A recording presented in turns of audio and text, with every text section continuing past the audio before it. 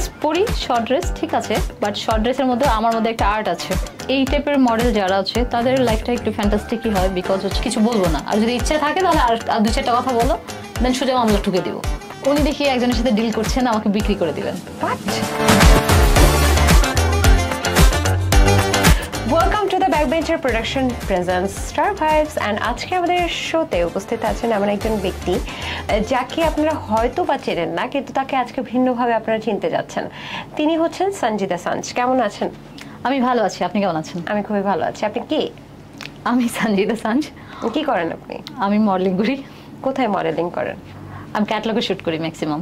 ক্যাটালগটা কি একটু বুঝিয়ে বলি। বিভিন্ন জামা কাপড় আমরা যখন কিনতে যাই তখন দেখবেন যে এই ক্যাটালগ ওই ক্যাটালগে কেমন ড্রেস পরা কিছু মেয়েদের ছবি থাকে, যাদেরকে আমরা সচরাচর কিন্তু ওইভাবে তুলে ধরি না, কিন্তু তারাও কিন্তু একটা মডেলিং পেশায় অনেক বেশি কাজ করে যাচ্ছে। তেমনই একজন বলা যায় যে সুপরিচিত মডেল হচ্ছে সঞ্জিদা সাঞ্জ। আমি একটু চিনিয়ে দিলাম। এখন আপনি আমাকে বলেন তো, আপনি কোনো পোশাকেই আপনি একদম সমস্যা হয় না আপনার? যে কোনো পোশাক পরে ফেলেন এবং পোশাক ছাড়াও প্রায় পোশাক ছাড়াই মডেলিং করেন আপনি? পোশাক ছাড়া তো করি না, ইভেন হচ্ছে গিয়ে আমি খুব ন্যূনতম পোশাক থাকে। ন্যূনতম পোশাক সেটা বলা যাবে না, আমি ড্রেস পরি, বাট সেটা তো বালগারিটি কিছু দেখা যাচ্ছে না। এখন তো বলিউডের অনেকে ইচ্ছে এগুলো পরে, তাদেরকে বালগারিটি বলে যে চালিয়ে দেওয়া যাবে, সেটা কিন্তু না। আমি ড্রেস পরি, শর্ট ড্রেস ঠিক আছে, বাট শর্ট ড্রেসের মধ্যে আমার মধ্যে একটা আর্ট আছে। আর্ট ছাড়া আপনি কোনো ছবি দেখতে পাবেন না। আপনি আদার্স কোনো মডেলের ছবি দেখান, ন্যূনতম ড্রেস পরে আছে, ইভেন আমিও পরে আছি, আমারটা দেখার পর কেউ বলবে না এটা বালগারিটি, ইভেন অন্য কারোটা দেখলে সেটা বলবে বালগারিটি। আমি যেটা দেখেছি বা আপনার সম্পর্কে স্টাডি করেছি সেটা হচ্ছে আপনার পোশাকগুলো খুবই বোল্ড হয় এবং খুব মেলে ধরেন নিজেকে, এবং যেটা করেন যে আপনি বলছিলেন যে আপনার পোশাকগুলো অড লাগে না, আই ডোন্ট নো, বাট আপনার পোশাকে কিছু পার্টস ছাড়া প্রায় সবকিছুই দেখা যায় এরকম। এটা তো মানছেন? হ্যাঁ, এটা মানছি। আচ্ছা, এইটাকে আমরা বলি সাহসী পোশাক বা বোল্ড ফটোশুট। হ্যাঁ, বলতে পারেন। আচ্ছা, মিডিয়াতে এটাকে কিভাবে দেখা হয় আপনি যদি বলতেন একটু। মিডিয়াতে অ্যাকচুয়ালি আমার কাছে আমার নাইস ফিগার আছে, আমি সুন্দর, আমি যদি সৌন্দর্যটাকে মেলে ধরতে পারি তাহলে কেন দেখাবো না? আমি যদি সেটাকে হচ্ছে গিয়ে সবকিছুর মধ্যে লিমিটের মধ্যে যদি কিছু করতে পারি তাহলে অবশ্যই আমি তুলে ধরবো না কেন? নাইস ফিগার বলতে কি বুঝেন? নাইস ফিগার বলতে এটাই বোঝাচ্ছি যে জিরো ফিগার আছে, প্লাস এখানে আছে আমি যে কোনো ড্রেস পরছি আমাকে বাজে লাগছে না যেটা দেখতে। এটা কি আপনার কাছে বাজে লাগছে না, না মানুষও বলছে বাজে লাগছে না? আমার কাছে বাজে লাগছে না, প্লাস মানুষও বলছে বাজে লাগছে না। কি লিখছে? আপনাকে তো হট, সেক্সি, সানি লিওন এইটা তো ম্যাক্সিমাম শুনেছি, বাট হচ্ছে গিয়ে এগুলো কি গুড কমপ্লিমেন্ট? না, এটা গুড কমপ্লিমেন্ট তো কখনোই না। ইভেন আমি যদি বলি এখন আমি বোরকা পরে আছি, তাকেও যে মানুষ গুড কমপ্লিমেন্ট দেয় সেটাও কিন্তু না। পোশাকের ব্যাপারে বারবারই সাহসী লুকে আপনাকে দেখা যায়, তো আপনি এই ব্যাপারে কোনো মিডিয়াতে প্রবলেম ফেস করেন কিনা? পোশাকের ক্ষেত্রে আমি মিডিয়াতে কোনো প্রবলেম ফেস করিনি। আমি নিজের মতো করেই পড়ি, আমার যেটা মনে হবে যে আমি সেটা পড়তে পারবো আমি অবশ্যই পড়ি। বাট হ্যাঁ, একটু প্রবলেম হয় যখন হচ্ছে গিয়ে মানুষ পোশাকটা পরে নিজেকে অন্যভাবে এক্সপোজ করতে বলে, তখন আপত্তি ফিল হয়। অন্যভাবে এক্সপোজ বলতে লাইক কি বলবো এটাকে, লাইক পয়েন্টার টাইপের যেরকম এক্সপোজ থাকে ওরকম এক্সপোজ করতে বলে অনেকে, যেটা আমার কাছে ভালগারিটি মনে হয়, দেন আমি সোজা না করে দিই যে সরি, আমার পক্ষে পসিবল না। আপনাকে কোনো ভিডিও করার পরামর্শ বা প্রস্তাব দেওয়া হয়? না, ভিডিও করার প্রস্তাব আসেনি, কারণ অনেকে সাহস পায় না আমাকে বলতে, বিকজ হচ্ছে গিয়ে আমাকে কিছু বলতে গেলে ওইটার হচ্ছে গিয়ে রেসেল পোয়াতে হয় পরে। কেন, আপনি কি মার খাওয়ান আপনার বয়ফ্রেন্ডকে দিয়ে? না, আমি বয়ফ্রেন্ডকে দিয়ে মার খাওয়াতে যাও কোনো সেটা কথা না। কথা হচ্ছে আমি যে নিজেই যে প্রতিবাদটা করি সেটা হচ্ছে গিয়ে অনেকে নিতে পারে না। আচ্ছা, আপনি প্রতিবাদী একজন মেয়ে? আমি প্রতিবাদ করি। নিঃসন্দেহে আপনি একজন সাহসী মেয়ে। বলছিলেন যে কোনো কিছুর বাজে প্রস্তাব কি দেয়া হয় কিনা আপনাকে? বাজে প্রস্তাব আজকাল মিডিয়াতে যারা আছে সবাইকে দেয়। আমাদের চারপাশে যারা আছে মানুষ, আমরা হচ্ছে চারপাশে ভালো মন্দ সব মিলিয়ে থাকে। কিছু ভালো ক্যাটাগরির লোক আছে, কিছু বাজে ক্যাটাগরির লোক আছে, ইভেন কিছু মিডল ক্লাস ক্যাটাগরির লোক আছে। সো যখন তারা আসে সবাই সবার প্রস্তাবটা দেয়। এখন আমি যেটাকে একসেপ্ট করবো সেটা আমি একসেপ্ট করে নিতে পারবো, বাট যেটা পারবো না সেটা করব না। আমি আজকের প্রোগ্রামটা একটু ভিন্নভাবে করতে চাচ্ছি আপনাকে, আপনার অনুমতি নিয়ে আপনার সম্পর্কে আসলে একটু জানতে চাই যে আসলে যারা এই ধরনের মডেল তাদের ব্যক্তিগত লাইফটা কেমন, আপনার স্ট্রাগল, আপনার পরিবার একটু জানতে চাই। আমার এই টাইপের মডেল যারা আছে তাদের লাইফটা একটু ফ্যান্টাস্টিকই হয়, বিকজ হচ্ছে এটা পার্ট টাইম থাকে, প্লাস তাদের জব থাকে, কেউ বিজনেস করে, সো তাদের জন্য এটা ফ্যান্টাস্টিক একটা জব। আর যেটা আমার জন্য হয়ে উঠেছে, আমার জন্য ফ্যান্টাস্টিক একটা জব, বিকজ আমি জবও করি প্লাস এটা এই মডেলিংটাও করি। একদম ছোটবেলায় বেড়ে ওঠাটা কোথায়? নেত্রকোনা প্লাস সিলেট, বিকজ আমাদের পাশাপাশি সিলেট, সো আমরা চলে যেতে পারি খুব ইজিলি। তো দুই জায়গা মিলেই বেড়ে ওঠা আমার। আর হচ্ছে গিয়ে আমার ফ্যামিলি আহামরি বড় লোক না, খুবই সিম্পল। আমার বাবা সেপারেট হয়ে গেছেন আমরা যখন ছোট ছোট তখনই। সো আমার ভাই বোন আপনার? আমরা 2 বোন, ভাই নেই। অ্যান্ড আমার মা, আমার 2 খালামণি, ইভেন আমার মামা মামি, তারাই আমাকে বড় করেছেন, আমার নানি, তারাই আমাকে বড় করেছেন। তো তখন হচ্ছে বয়সে আপনার বাবা সেপারেট হলো? আমার বয়স যখন 6-7 বছর, তখনই হচ্ছে গিয়ে বাবা সেপারেট হয়ে যান।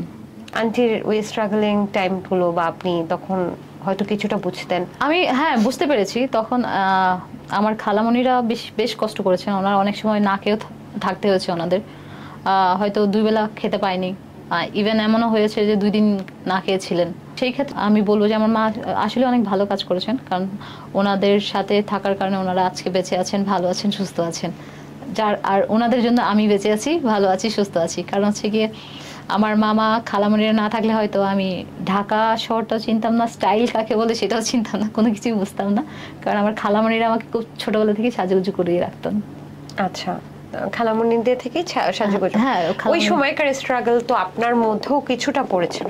তখন তো আমরা বাচ্চা বলতে আমি আর আমার ছোট বোন খুব আদর রাখতেন। 4 জন মানুষ মিলে কাজ করেন, 4 জন মানুষ মিলে হচ্ছে আর্নিং করেন। তখন আমাদের তো 4 জন বলতে আমার মামা তখন বড় হয়ে গেছে না, মামা খালামণিরা বড় হয়ে গেছে, 15-16 বছর বয়স হয়ে গেছে, তখন থেকে কিছু কাজ করেন ওনারা। আপনার বয়স কত তখন? আমার বয়স তখন ছোটই, আমি ক্লাস 5-6-এ পড়ি তখন। আমি ক্যামেরার উপরে কথা বলছিলাম, আপনি খুব ছোট বয়সেই অনেকটা পরিবারের হাল ধরেছেন। হ্যাঁ, আপনিও আপনার মায়ের জায়গাটাই মনে হয় পূরণ করে দিচ্ছেন এরকম কিছু। অ্যাকচুয়ালি হচ্ছে কি, অনেকে বলে যে শিক্ষা হচ্ছে গিয়ে ফ্যামিলি থেকে আসে। আমি যখন আমার মাকে দেখছি যে আমাদের সবাইকে একসাথে করে রাখছে, আমি জয়েন্ট ফ্যামিলিতে বড় হয়েছি, সো আমারও হচ্ছে গিয়ে একা ফ্যামিলি থাকতে ভালো লাগে না, একা থাকতে ভালো লাগে না। আমারও কথা হচ্ছে সবাই একসাথে থাকি, টাকা আজকে আছে কালকে নেই, আজকে যদি মরে যাই দেন কালকে 2 দিন, তারপরে টাকা কে খাবে। তো আমার কথা হচ্ছে মস্তি মাজা করেই হচ্ছে সবার সাথে একসাথে থাকি, ওইটা হচ্ছে সবচেয়ে জীবনের বড় পাওয়া, যে একসাথে সবাইকে নিয়ে থাকতে পারে, চলতে পারে। এর চাইতে ভালো কিছু আমার মনে হয় দুনিয়াতে আছে। তারপর কি হলো, আমি একটু ধাপে ধাপে শুনতে চাচ্ছি, যে বড় হয়ে ওঠা।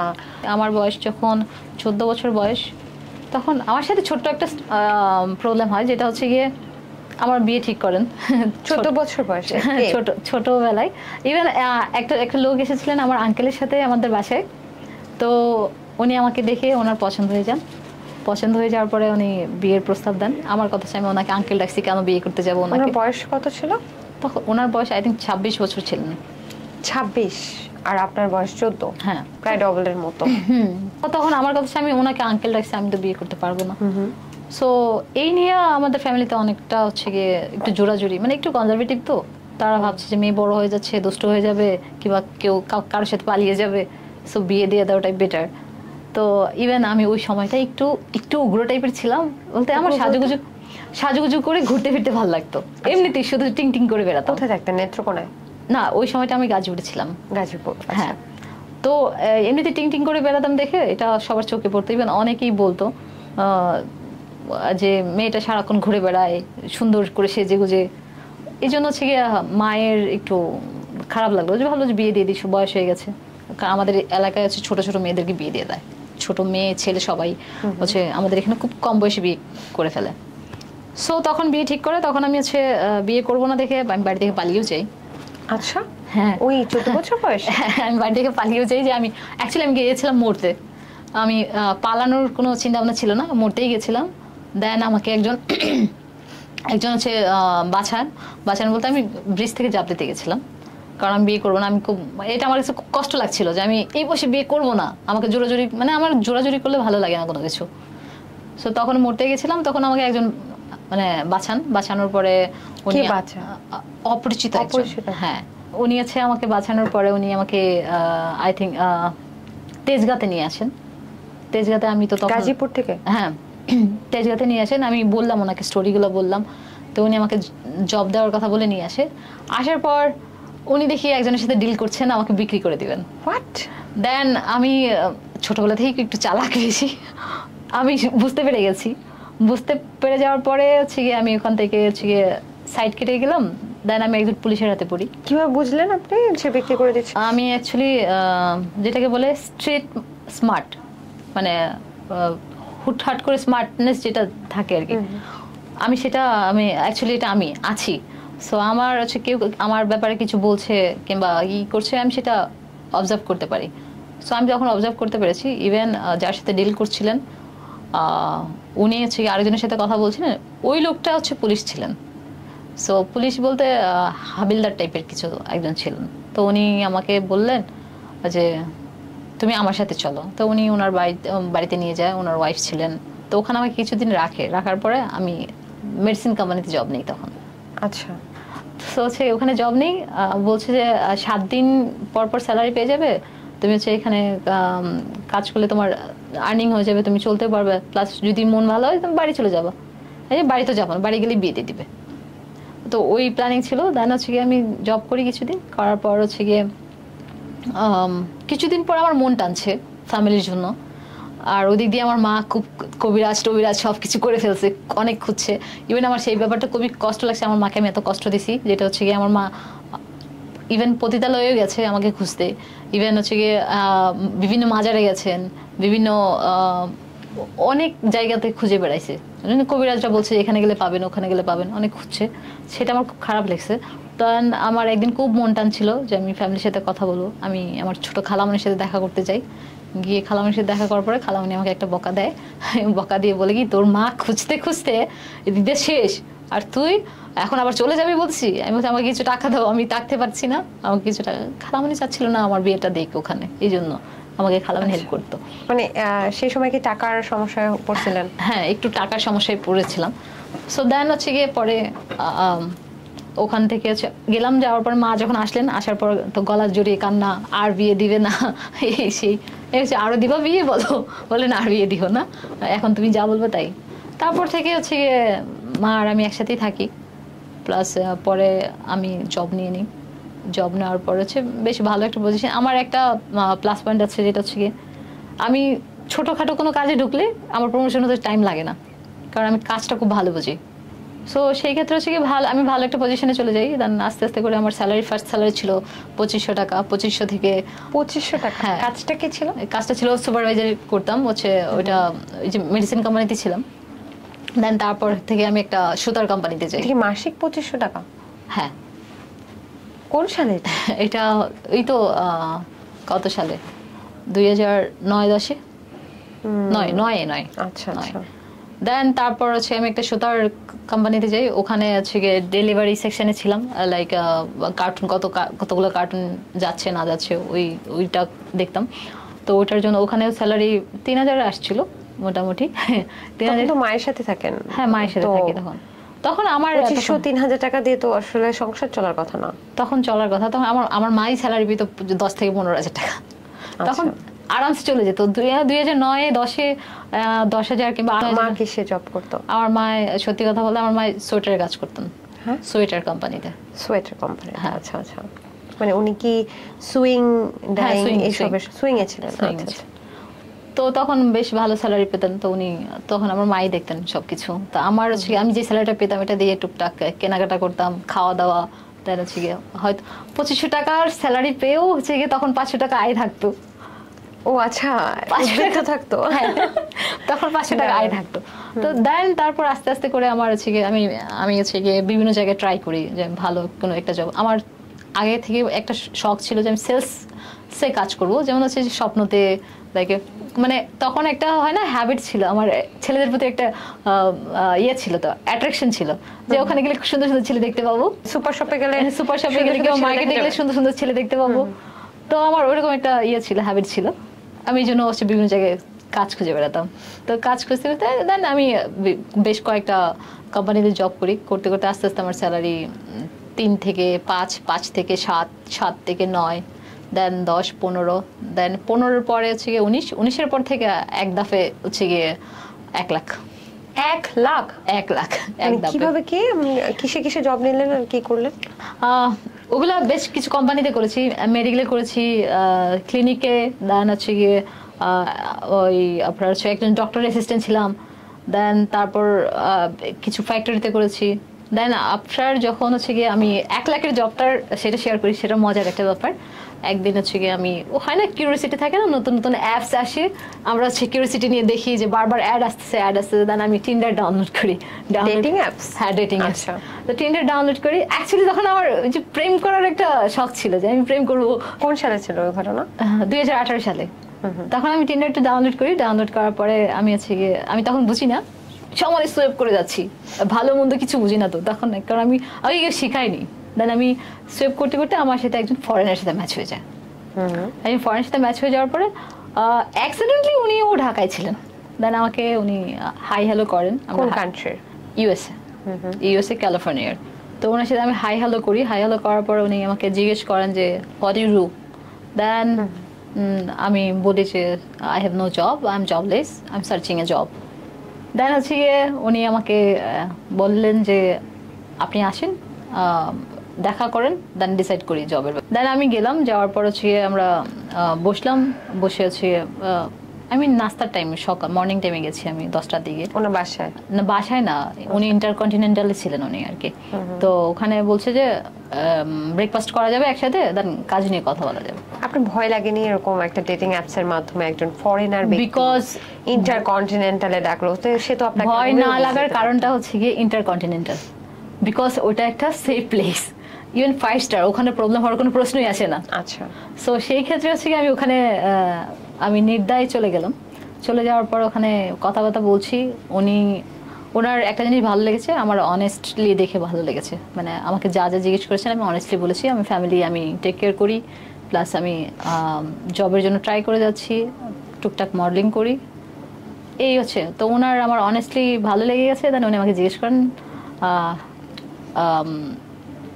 আমার সাথে কি কাজ করতে পারবেন আপনি অ্যাজ এ ট্রান্সলেটর হিসেবে। দেন আমি বললাম আমি করতে পারবো, বাট আমি তো পুরোপুরি ইংলিশ বলতে পারছি না। আমি বুঝতে পারি, ঠিক আছে, আমি আপনার ইংলিশ বুঝতে পারি, কিন্তু আমি তো পুরোপুরি আপনার ইংলিশ বলতে পারি না। দেন উনি আমাকে বললেন যে অসুবিধা নেই, আই উইল টিচ ইউ। দেন আমি ওকে ফাইন, যখন আমার একটু একটু প্রবলেম হবে উনি আমাকে একটু টিচ করে দিলে আমি ভালো বলতে পারবো। দেন উনি হচ্ছে গিয়ে আমাকে বলেন যে ওকে আমি তোমাকে 50,000 টাকা স্যালারি দিব। দেন আমি তখন চিন্তা করলাম যে ফরেনার তো 50,000 টাকা ওনার কাছে কোনো ব্যাপারই না, আর একটু বাড়িয়ে বলি। দেন তখন আমি বললাম যে না, আমাকে 1 লাখ দিতে হবে। ওরে বাবা! দেন উনি অ্যাগ্রি হয়ে যান। ও মাই গড! উনি অ্যাগ্রি হয়ে যান। ইভেন উনি আমাকে এটাও বলেন যে আমি জাস্ট স্যালারিটা এটা বাড়িয়ে দেওয়ার কারণটাই হচ্ছে তুমি তোমার টেক কেয়ার করো ফ্যামিলিকে, এই জন্যই তোমাকে আমার হচ্ছে এই স্যালারিটা দেওয়া। তুমি এটা ভেবো না যে আমি তোমার যোগ্যতা অনুযায়ী তোমাকে এই স্যালারিটা দিচ্ছি। ওনার এই অনেস্টলিটা আমারও ভালো লেগেছে। উনি আমাকে প্রচুর হেল্প করেছেন। ইভেন উনি এখানে অনেকদিন ছিলেন, প্রায় 6-7 মাস। তো ওনার সাথে হচ্ছে গিয়ে এই যে বিভিন্ন জায়গায় উনি ঘুরতে যান। উনি আসলে কি মানে উনি সোলার পয়েন্টে কাজ করতেন, বাংলাদেশের কি সরকারি প্রজেক্টগুলো দেখতেন? হ্যাঁ। আচ্ছা আচ্ছা। তো সোলার পয়েন্টে কাজ করতেন। তো আমি হচ্ছে ওনার সাথে হচ্ছে গিয়ে ট্রান্সলেটর হিসেবে বলতে ওনার সাথে আমার ওয়ার্ক ইয়াতে যেতে হয় না, ওয়ার্ক প্লেসে যেতে হয় না, ওনার সাথে আমার যেতে হয় যেমন হচ্ছে উনি কোথাও ঘুরতে যাবেন, কেউ শপিং করতে যাবেন, কিংবা হচ্ছে গিয়ে একটু আড্ডা দেওয়ার মতো যেরকম হয় না যে আমার সাথে থাকলে আমি একটা লোকাল মানুষের সাথে কথা বলতে আমার অসুবিধা হবে, তখন হচ্ছে আমাকে ডাকতেন যে যদি ফ্রি থাকেন চলে আসেন। দেন আমি যেতাম। ওনার এজ প্রায় 80-র কাছাকাছি। 80? হ্যাঁ, 80-র কাছাকাছি। তো হচ্ছে গিয়ে আমি ওনার সাথে যাই, ওনার সাথে বিভিন্ন মানে উনি যেটা খেতে চান কিংবা এটা খেতে চান, ওইটা খেতে চান, কিংবা শপিং করতে চান, এগুলো আমি ট্রান্সলেট হিসেবে কাজ করি। তো উনি ট্রান্সলেটর হিসেবে কাজ করেন। তাছাড়া মানে ওই বয়সে ওনার তো একটা মানে বাংলাদেশে তো কোনো সঙ্গও ছিল না। সঙ্গ ছিল না, অ্যাকচুয়ালি একটা সঙ্গ পেয়ে গেল আর কি। ইভেন আমি প্রচুর কথা বলি, ওনার আমার ফানি কথাগুলো ভালো লাগে। আপনার কথা বুঝতো? মানে আপনি কি ফ্লুয়েন্ট ছিলেন ইংরেজিতে? মোটামুটি ছিলাম, টুকটাক মানে উনি বুঝতে পারতেন। আমি তো হচ্ছে খুব মানে ক্লিয়ারলি বলতাম আর কি। আমরা তো হচ্ছে ওনাদের মতো এক্সেন্টে কথা বলি না যে এরকম হচ্ছে hey how are you, like এরকম বলি না। আমরা তো বলতাম যে how are you, like this. তো উনি ইজিলি বোঝার কথা। তো তখন ওনারা কিন্তু মাইন্ডও করে না। না, ওনারা মাইন্ড করে না। অত গ্রামাটিক্যাল মিস্টেক এগুলো নিয়ে কথা। তো উনি হচ্ছে আমার যখন মিস্টেক হচ্ছিল দেন আমাকে বলে দিত যে this is wrong, this is the right way. Then আমি তখন হচ্ছে গিয়ে আমার ইংলিশটা ঠিক করে নিই। ইভেন আমি যখন বুঝতে পারি যে আমি ভুল বলছি, আমি নিজে নিজেই মনের মধ্যে নিজেই হচ্ছে গিয়ে কথা বলে আবার ঠিক করে নিই ইংলিশটা। সো এই ছিল আমার হচ্ছে গিয়ে 1 লাখ টাকার জব। তখন থেকে হচ্ছে আমার লাইফ চেঞ্জ হয়ে যায়। দেন পরে থেকে আমি ট্রাই করি যে আমি ট্যুরিস্ট গাইড হিসেবে কাজ করব।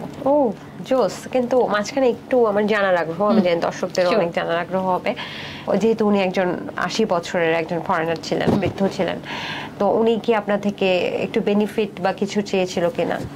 এখন আপনিই বলেন, একজন 80 বছর বয়সের মানুষটা কি বেনিফিট চাইতে পারে আমার কাছে? উনি তো জাস্ট একটু সময়ই তো চাইবে আমার সাথে কথা বলার জন্য, ওনার একটু সঙ্গ, ওনার কাছে তার কিছু বেনিফিট থাকবে না। আর ভালোবাসার আদান প্রদান হয়েছে না, এটা মানে এরকম না যে খালি ফিজিক্যাল নিড, না না, আমি সেটাই বলছি। ভালোবাসার যে আমি তোমাকে ভালোবাসি বা তোমাকে আমার পছন্দ, এই ধরনের কথা না, আমি ক্লিয়ার করছি ব্যাপারটা। আমি যখন টিন্ডারটা ইউজ করি 2018 সালে, তখন হচ্ছে কি মানুষ ইউজ টু না টিন্ডারে। এখন যেটা হয় যে ফ্রেন্ডস উইথ বেনিফিটস, ডেটে যাব কিংবা ফিজিক্যালের জন্য ডাকছে, কিংবা হচ্ছে এই টাকা দিচ্ছি, এটা দিচ্ছি, তুমি চলে আসো, এরকম লেনদেন ছিল না তখন। তখন ম্যাক্সিমাম লোকই জানতো না টিন্ডারটা কি। উনি তো আপনার লাইফটাকে পুরো চেঞ্জ করে দিলেন। হ্যাঁ, উনি চেঞ্জ তো করেছেন। ওনার এক্সপেন্সিভ গিফট আপনাকে দিত কিনা? এক্সপেন্সিভ গিফট উনি হচ্ছে, আমি কখনো গিফট চাইনি, উনি আমাকে টাকা পাঠিয়ে দিতেন, তোমার মতো করে কিনে নেন। আর আমি সেই টাকা দিয়ে আমি এক্সপেন্সিভ কখনোই কোনো কিছু কিনিনি। আমি অলওয়েজ হচ্ছে গিয়ে ফ্যামিলির ক্ষেত্রে খরচা করে ফেলেছি, কারণ আমার নিডস। আমার এখানে যদি আমি বিলাসিতা করতে চাই তাহলে হবে না, এটা আমার নিডস। হঠাৎ করে 1 লাখ টাকা করে স্যালারি পেলেন, কত মাস লাস্টিং করলো? ওই তো 4-5 মাস ওরকম চললো। দেন হচ্ছে পরে তো হচ্ছে তারপর তো করোনা চলে আসলো। ও আচ্ছা, 2020 করোনার স্ট্রাগলটা। তবে হ্যাঁ, করোনাতে আমার বেশ ইনকাম হয়েছে, সেটা আমি মিথ্যা কথা বলবো না। সেটা হচ্ছে গিয়ে আমি করোনাতে ইন্ডিয়াতে আটকা পড়ে গেছি। ইন্ডিয়া কেন গেছিলেন? ইন্ডিয়াতে মডেলিং এর কাজে গেছিলাম। আচ্ছা। তো ওখানে আমার একটা ফ্রেন্ড হয়, বেস্ট ফ্রেন্ড এখন আমার, সে সানিয়া প্রসাদ ওর নাম। তো হচ্ছে ও আর আমি মিলে একটা ফ্ল্যাট নেই ওখানে, মানে আমরা একসাথেই থাকি, ওরই ফ্ল্যাট বেসিক্যালি। তো আমার মাধ্যমে হচ্ছে আমরা দুজনে মিলে থাকছি ওখানে। তো আটকা পড়ে যাওয়ার পরে 3 মাস কি করবো, ওখানেই থাকছি। এখন 3 মাস তো বুঝতেই পারেন লকডাউনে কি অবস্থা, সবারই নাজেহাল অবস্থা। তখন হচ্ছে গিয়ে সবাই যেই শোনে যে আমরা লকডাউন আটকা পড়ে গেছি, ইভেন আমার এই যে উনি আমার বস, উনি হচ্ছে গিয়ে আমাকে বলে যে তোমার কাছে ফুড আছে তো, ফুডের জন্য উনি আমাকে খরচা দিয়ে দিতেন। সেই টাকা তো আমার বাংলাদেশের অ্যাকাউন্টে চলে আসতেন, আমি তো ওখানে আর পাচ্ছি না। ইভেন আর কিছু ফ্রেন্ড সার্কেল আছে, সবাই জানতো যে এখন তো ফুডের প্রবলেম, সবাই এসে ফুড দিয়ে যেত আমাদেরকে, ফুড দিয়ে যেত। অনেকে হচ্ছে মোবাইল ব্যালেন্সের জন্য টাকা পাঠিয়ে দিত, কারণ সবাই বুঝতে পারতেছে এখন সিচুয়েশনটা খারাপ। তো ওই সময়টা আমার আর্নিংটা বলতে হচ্ছে কি, যে 1 সপ্তাহ পরে পরে যে আমাকে যে টাকাটা দিত, মানে ওই ফরেনার। হ্যাঁ, তো ওর নাম কি আপনি উল্লেখ করতে চান? না, আমি ওনার নামটা উল্লেখ করতে চাই না। কোনো সমস্যা নেই। উনি আপনাকে কেমন অ্যামাউন্ট করে দিতেন 1 সপ্তাহ পর পর? 10,000। 10,000? হ্যাঁ। ও, ওটা তাহলে বাংলাদেশে চলে আসতো? হ্যাঁ, বাংলাদেশে চলে আসতো। মায়ের জন্য খুব হেল্পফুল হতো। তো তখন হচ্ছে কি আমার ওটা জমা হয়ে যেত। ইভেন আমি কখনো কোথাও গেলে আমার মায়ের জন্য ঘরে 1-2 মাসের খরচার সবকিছু রেখে যাই, যাতে কোনো প্রবলেম না। ইভেন আমি যদি মরেও যাই, যাতে উনি সার্ভাইভ করতে পারে 1 মাস পরে তো কিছু একটা ভালোবাসে। মাকে না, আমি সবাইকে ভালোবাসি। ইভেন যদি আমার কাছে এখনো একটা বাচ্চা এনে দিয়ে দেয়, কিংবা যে বলে যে এটাকে তুমি পেলে মানে বড় সড়ো করো, তখন ওইটা আমারই মনে হয় যে এটা আমার ছোট বোনই, আমি আর অন্য কিছু মনে করি না। মাঝখানে তো মনে হয় যে আপনি খালার মেয়েকেও নিজের মেয়ে করে পালছেন। হ্যাঁ, আমি হ্যাঁ, এটা আমি করেছি, যেটা হচ্ছে আমার ছোট খালামণির মেয়ে। তো ওর হচ্ছে গিয়ে বাবা মা দুজনই সেপারেশন থাকার কারণে ও একটু মানে মাঝখানে মানে সাগরে পড়ে গেছে, ওই টাইপের। মানে খালামণির সেপারেশন হয়ে গেছে? হ্যাঁ, সেপারেশন হয়ে গেছে। খালামণি দেন এগেইন ম্যারেজ করেন। তো ও হচ্ছে গিয়ে আপনার খালামণি আরেকটা ম্যারেজ করেন, তারপরে মেয়েটা আপনার কাছে চলে আসে? মেয়েটাকে বড় করেছে আমার মামা মামি, ওনারা পেলেই বড় করেছেন। কিন্তু বড় হওয়ার পরে যে একটা দায়িত্ব থাকে, যে ওর পড়াশোনার খরচা, খাওয়া দাওয়ার খরচা ছোটবেলায় সবাই পালতে পারে, ওটা কোনো ব্যাপার না। দেন হচ্ছে গিয়ে বড় হলে যে ইয়াটা হয় আর কি, হ্যাসেলটা হয়, সেটা হচ্ছে গিয়ে আমার পোহাতে হয়েছে। আমার খালামণি বলছে যে আমি জানি তুমি এই দায়িত্ববান, এখন মা বলো তুমি আমাদের, বাবা বলো তুমি আমাদের, সো আমার মেয়েটাকে তোমার হাতে তুলে দিলাম। আমার খালামণি কিছু টাকা দিয়েছিলেন আমার হাতে, বলেছে যে এটা দিয়ে কিছু করো, বাট ওই টাকা দিয়ে কিছু হয় না, ওটা আমার 1 মাসের খরচাও না ওটা। দেন তারপরও আমি বললাম যে আমি নিজের বোনের মতো করি ওকে পড়াশোনা করানোর। রিজনটা হচ্ছে গিয়ে ও হচ্ছে গিয়ে অনেক ইন্টেলিজেন্ট, মেয়েটা অনেক ইন্টেলিজেন্ট, ওর পড়াশোনা ভালো, ব্রেন ভালো, ইভেন হচ্ছে ও হচ্ছে আর্ট করতে পারে ভালো। আমার প্ল্যানিং ছিল যে ওকে আমি ডিজাইনার হিসেবে মানে হচ্ছে পড়াশোনা করাবো। দেন পরে আমরা দুজন মিলে বিজনেস করবো আর কি, এরকম প্ল্যানিং। আপনার প্রায় সমবয়সী নাকি? সমবয়সী না, ওর বয়স 18-19 বছর আর কি। আচ্ছা। তো কথা হচ্ছে যে ওর ছোটবেলা থেকে ব্রেন ভালো, আমি দেখতাম। ইভেন আমি হচ্ছে বলতাম কি, যদি কখনো ইউটিউব দেখো, কাজের পারপাস কোনো কিছু দেখো, যেমন হচ্ছে গিয়ে কেউ আর্ট করছে, কেউ ডিজাইন করছে, এগুলো দেখো। অ্যান্ড হচ্ছে সে এটা পারে। ইভেন সে অনেকগুলো ক্যাটালগ করেছে আমার জন্য, যে এই ক্যাটালগ, আমি কয়েকটা ড্রেস সেলও করে দিয়েছি ওই ক্যাটালগ থেকে। সো এটা প্লাস পয়েন্ট ছিল, যার কারণে হচ্ছে আমি বিজনেসটা হয়েছিল। বিজনেস শুরু করেছিলাম তখন। আমি আমার নিজের একটা ক্লোথিং ব্র্যান্ড আছে, সো ওটা স্টার্ট করেছিলাম যখন কাস্টমাইজ ড্রেসগুলো আমরা হচ্ছে সেল করি। হচ্ছে কারো কোনো ডিজাইন পছন্দ হয়েছে, দেন বলছে এটা আমরা মেক করে দেন দিয়ে দিই, তো আমাকে ডিজাইন রেডি করে দিত। দেন ওইগুলো আমি যখন কাস্টমারদেরকে দেখাতাম, দেন কাস্টমার চুজ করতো, দেন ওইটা আমি মেক করে ওদেরকে ডেলিভারি করে দিতাম। আপনি কাজ করতেন মানে ইয়ার কাজ, সেলাইয়ের কাজ? সেলাইয়ের কাজটা আমিও জানি, আমার ছোট বোনটাও জানে, আমার মাও জানে। এটা হচ্ছে এখন সবাই শিখে ফেলে normally. So maximum time design আমরা নিজে করি। ইভেন আমি যে শাড়িটা পরে আছি এটা আমার নিজেরই করা। ও বাহ, অনেক সুন্দর, অনেক সুন্দর লাগছে। আচ্ছা, তারপরে স্টোরিটা কোথায় গেল? আমি একটা বিষয় একটু জানতে চাচ্ছি, যে যিনি আপনাকে এত মানে লাইফটা ঘুরাই দিচ্ছে বলা যায়, যে উনি, অনেকে আজকে পর্বটা দেখে জিজ্ঞেস করবে যে তাহলে কি আপনি তার সুগার বেবি ছিলেন কিনা, বা আপনার সুগার ড্যাডি। আমরা তো আসলে সুগার ড্যাডি বলতে এইরকম মিনিংই বুঝি যে এখন আমি তুমি তাকে সঙ্গ দিলে, তার বিনিময়ে সে আপনাকে কিছু টাকা দিল। সুগার ড্যাডি মিনিংস হচ্ছে কি, সুগার ড্যাডিরা এটা করে, তার জন্য একটা ফ্ল্যাট কিনে দেয়, তারপর তার কাছে যায়, তার সাথে হচ্ছে থাকতে চাইবে, কিংবা ফ্ল্যাট কিনে দেয় নাই তো কি হয়েছে, ফ্ল্যাটের টাকা তো হ্যাঁ টাকা যাই হোক, আমি তো আমার জব পারপাসে আমি টাকাটা পেয়েছি। আমাকে উনি ফ্রিতে কখনোই টাকা দেননি, যে ফ্রিতে আমাকে টাকা দিয়েছে সেজন্য উনি আমার সুগার ড্যাডি। ওটা কখনোই জব পারপাসটাই তো ছিল খালি তাকে সঙ্গ দেয়, এবং তার ব্যক্তিগত সময় যখন তিনি ঘুরবে তখন ট্রান্সলেট করা। বা আপনি একজন মানুষকে সময়টা কেন দিবেন? আপনার সময়ের মূল্য নেই, কেন দিবেন আপনি? আচ্ছা, আপনি কোথাও জব করছেন, সো আপনার জবটাই ছিল তাকে সঙ্গ দেওয়াটা, এটা এভাবে বলা উচিত না। আমি জব পারপাসে ওনার কাছে গিয়েছি, উনি আমাকে জব দিয়েছেন, ওনার ট্রান্সলেটর হিসেবে কাজ করতে হবে, উনি যেখানে যাবেন সেখানে ঘুরতে হবে ওনার সাথে। সো এটা আমি জব পারপাসে, ট্যুর গাইডিং এর মতো। ট্যুর গাইডিং এর মতো। আচ্ছা, ঠিক আছে। এখানে এটা আমি বলতে পারবো, আমি বুঝতে পারছি। তারপরে অনেকের প্রশ্ন চলে আসবে না, এই প্রশ্নগুলো আসলে ঠিক ট্যুর গাইড হিসেবেই আমি হচ্ছে ওনাকে হেল্পটা করেছি। তারপরে কি হলো? তারপর হচ্ছে গিয়ে উনি চলে যান, লকডাউনের জন্য ওনাকে চলে যেতে হয়েছে। তো লকডাউনে উনি চলে যাওয়ার পর হচ্ছে গিয়ে তারপর আমি টাকা পাঠাচ্ছে। হ্যাঁ, উনি বেশ মাঝে মধ্যে হেল্প করেন আমাকে।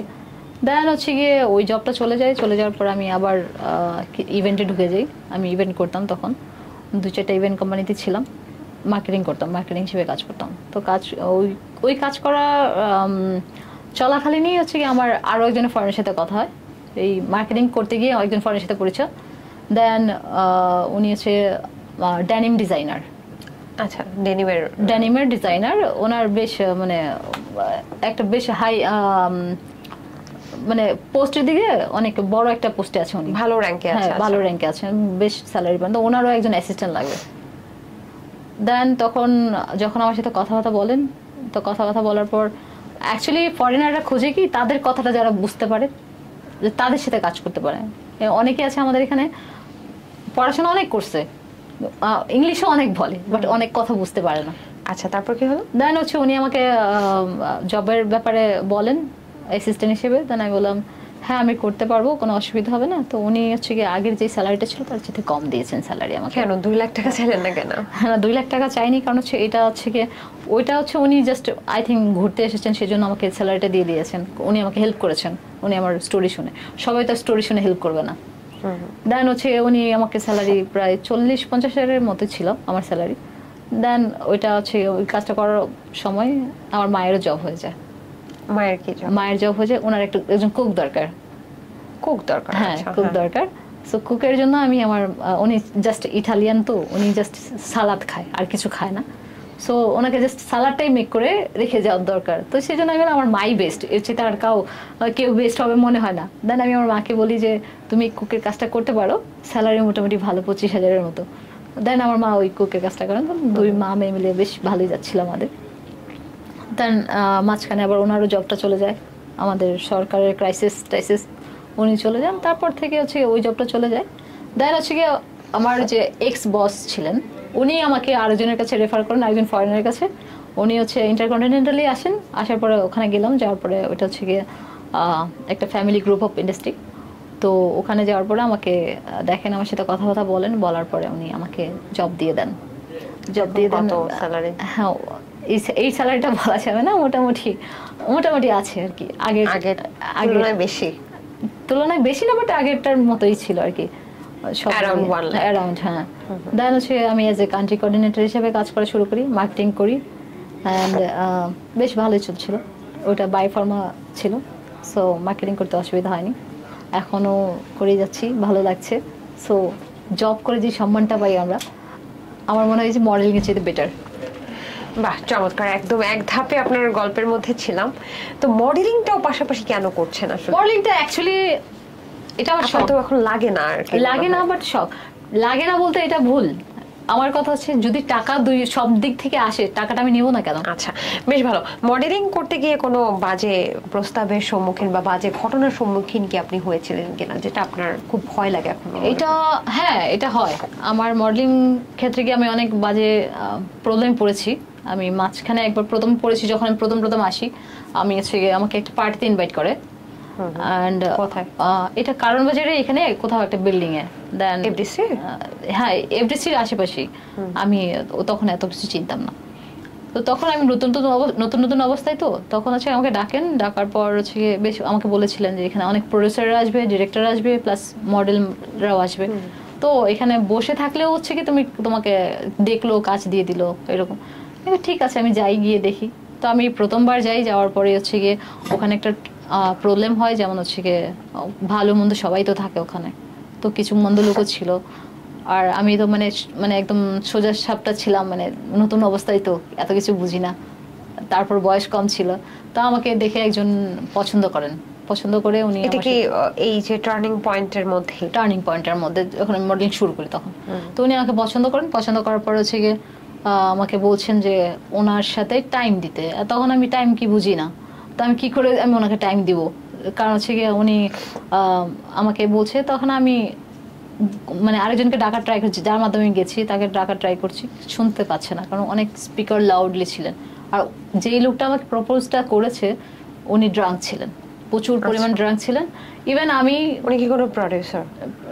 আই থিঙ্ক হতে পারে, আমি তখন বুঝি না, আমাকে তখন প্রডিউসার বলে আমি প্রডিউসারই মনে করতাম।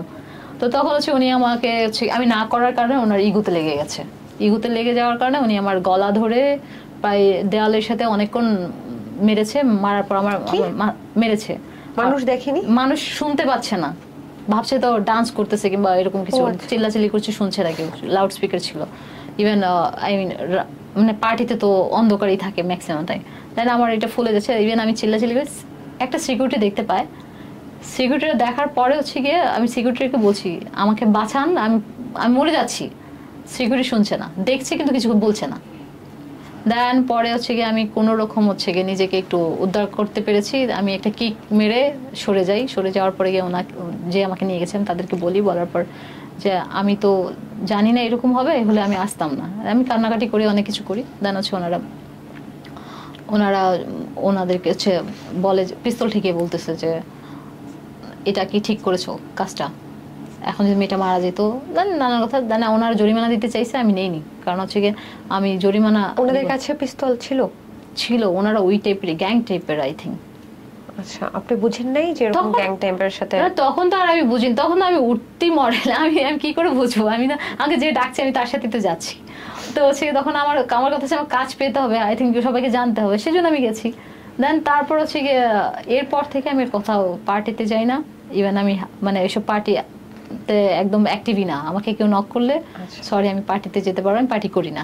ইভেন আমি সত্যি পার্টি করি না, পার্টি ফ্রেন্ড সার্কেল মিলে যেটা পার্টিটা হয়, যেমন হচ্ছে কোনো একটা অনুষ্ঠানে পার্টি করা আছে, সেই টাইপের পার্টি হলে ঠিক আছে, বাট হচ্ছে কোনো পার্সোনাল পার্টিতে যাই না। গিভ এন্ড টেকের তো অফার পান, তো সেক্ষেত্রে আপনি কি এগুলো লুফে নেন কিনা? বা প্রচুর এরকম গিভ এন্ড টেক অফার পাই না। আমি সুন্দর করে প্রথমে বুঝিয়ে বলি যে আমার পিছনে করে কোনো লাভ হবে না, প্লিজ শুধু ঘুরবেন না, আপনার টাইম নষ্ট, আর কিছু হবে না। দেন যখন দ্বিতীয়বার বলি শুনে না, তৃতীয়বার যখন বলি শুনে না, তখন সুন্দর করে স্ক্রিনশট নিয়ে পোস্ট করে দিই। আমি দেখেছি কয়েকটা পোস্ট। আচ্ছা, তাহলে এখন আপনি আপনার মাকে নিয়ে থাকছেন এবং বেশ ভালো আছেন? আলহামদুলিল্লাহ ভালো আছি। জীবনে কি হওয়ার স্বপ্ন আছে? জীবনে একটা বিজনেস ওমেন হওয়ার খুব স্বপ্ন, যে সুন্দর একটা বিজনেস করব। লাইক আমার স্বপ্নটা ছোটখাটো বাট খুব সুন্দর। একটা সুন্দর একটা বাড়ি হবে, ডুপ্লেক্স, নিচতলায় বেকারি দিব, উপরে বোটিক্স দিব, আর পিছনে আমার ঘর থাকবে। আমার হচ্ছে এটা দিয়ে যেন আমি সারা জীবন আমার কেটে যায়।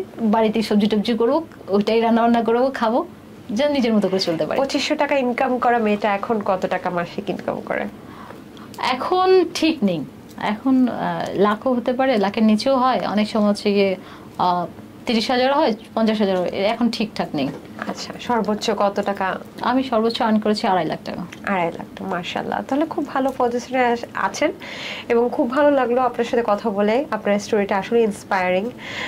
তবে আপনাকে অনেকে ইজি গোয়িং মনে করতে পারে আজকের প্রোগ্রাম থেকে, এটা কি, বা আপনার ফেসবুক প্রোফাইল দেখলেও মনে হয় যে আপনি খুব ইজি গোয়িং, আপনাকে সেটা টাকা দিয়ে ভাড়া নেওয়া যাবে? হ্যাঁ, সেটা আমাকে মনে করে, অনেকেই আমাকে ইজি গোয়িং মনে করে, বাট যখন আমার সাথে কথা বলে তখন বুঝতে পারে আমি অ্যাকচুয়ালি ইজি গোয়িং না। ইভেন অনেক সময় তারা হচ্ছে গিয়ে হ্যাসেল পোয়াতে তাদের, কারণ আমার ল্যাঙ্গুয়েজ খারাপ হয়ে যায়। I use slang language sometime. তো হচ্ছে গিয়ে তখন আমি এরকম অফার পেয়েছি অনেক, যেমন হচ্ছে কাজের ব্যাপারে বলে, যেমন শ্যুটের মধ্যে বলছে যে আপনার জন্য একটা শ্যুট আছে, আপনি চলে আসেন। আমি স্টোরি জানি না, কিছু জানি না, কি কাজ করতে যাবো জানি না, বলে যে কিছু ড্রেস নিয়ে চলে আসেন, তো ওয়েস্টার্ন ড্রেস নিয়ে চলে আসেন। আমি বলে যাবে স্টোরি তো জানি না, আমি কি নিয়ে যাবো, জানো না, আমরা রাতে একসাথে মজা করবো, দেন পরের দিন কাজ করবো, এই করবো সেই করবো। ঠিক আছে, মামলা খাওয়ার ইচ্ছা আছে নাকি, মানে যদি ইচ্ছা না থাকে তাহলে ফোনটা রেখে দাও, কিছু বলবো না, আর যদি ইচ্ছা থাকে তাহলে আর 2-4টা কথা বলো, দেন সোজা মামলা ঠুকে দিব। আবার হচ্ছে আমি রিঅ্যাকশনটা খুব স্ট্রেট ফরওয়ার্ড নেই। বুঝতে পারছি, মানে আপনি প্রোটেস্ট করেন।